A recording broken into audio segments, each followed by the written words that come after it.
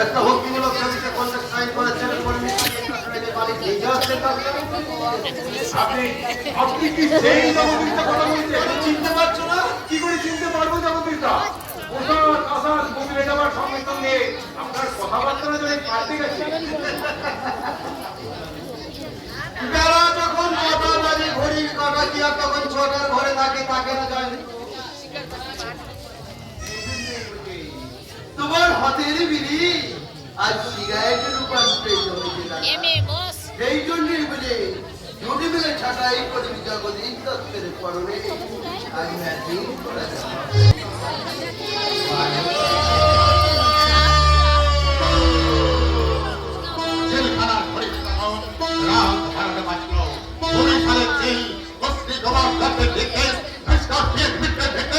যেমন করি হোক জেল থেকে পালাতে হবে। তাই তাই আমি আর রহমত ভাই হামাগুড়ি দিয়ে ফটকের সামনে গিয়ে পৌঁছলাম। তখন দেখি ব্রিটিশ সরকারের শিল্পীরা চোখ বুঝে ছুটছে। আর সেই সুযোগেই আমি আর রহমত ভাই সেই ব্রিটিশের কলকাতা সেন্ট্রির ঘাড়ে ঝাঁপিয়ে পড়লাম।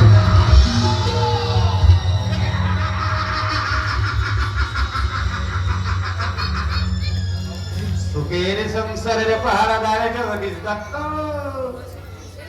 দুনিয়ার বেশি দিন এই মিথ্যে সুখ চাপা দিয়ে রাখতে পারবে না। আগামীকালে জায়গা পান না আপনি করছেন জানতো তুমি সুখের নেশায় মাতাল হয়ে গেছো দাদা মুখ সামনে কথা বলবি না তোরা আমাকে যে পথে টেনে নিয়ে যেতে চাইছে আমি সেই পথে পা বাড়াবো না কদম বাড়ায় যা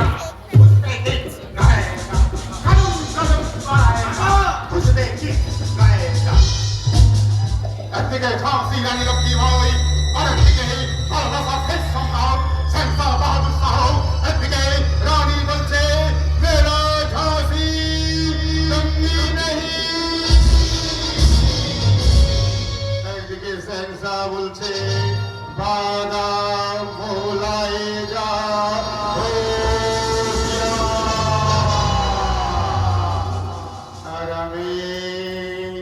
সিপাহী বিদ্রোহের প্রথম সিপাহী মঙ্গলবন্ধের মতো এই ব্রিটিশের রাইফেল এই ব্রিটিশের বুকে চেপে ধরে পাহাড় করে চলছে।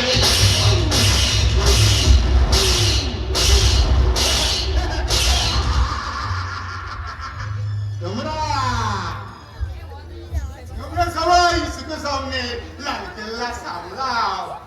আমি আমার একমাত্র ভাইজিকে এই লাল বেনারসি পরিয়ে বিয়ের পিড়িতে বসাবো।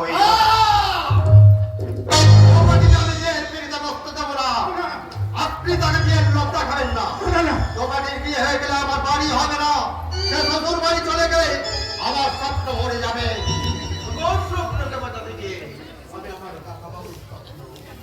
আমার তোমাদের ভালোবাসা কিছুতেই মরে যেতে দেব না দাদা কিছুতেই না তোমাদের সাথে আমার জীবনের মানে পাল্টে গেছে আমি নিম্ন মধ্যবিত্ত থেকে গরিব হয়ে গেছি তোমাটিকে হারিয়ে আমি সর্বহারা হতে পারবো না তাই তোমাদের সময় ইচ্ছাকে টেনে মাটিতে ফেলে আমার সুখের ইমারত করতে চাই আমি নিম্ন মধ্যবিত্তের কল্পনার বেড়িকে ভেঙে ভালোবাসার গতিতে সংগ্রামের নিশান ওড়াতে চাই। আমি অন্ধকার থেকে প্রাচীন পথ ও নতুন পথকে বিশ্বাসের সীমানায় ফিরিয়ে আনতে চাই। আমার শাসক দলের পোশাক পুলিশ আমার সামনে জনগণকে লাভ মিলবে না করে কালারের কাছে খেল ফাটায় গুলি চালায়। আমি লজ্জায়